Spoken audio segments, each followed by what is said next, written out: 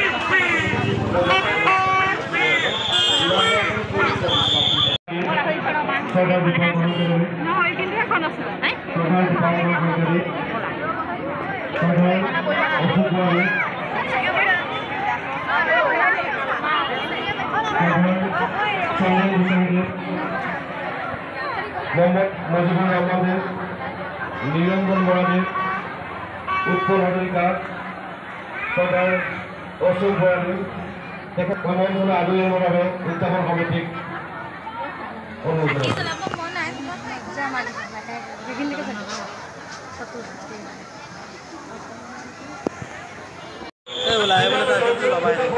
এটা স্থায়ী মন্দিৰ নিৰ্মাণ কৰা মানুহবোৰ চাই লওঁ কিমান মানুহ হৈছে হয় নাই কিমান মানুহ হৈছে ব্যক্তিৰ লগত আলোচনা কৰিছোঁ যে আমি স্থায়ী মন্দিৰ নিৰ্মাণ কৰিব পাৰোঁ। আমি স্থায়ী মাটি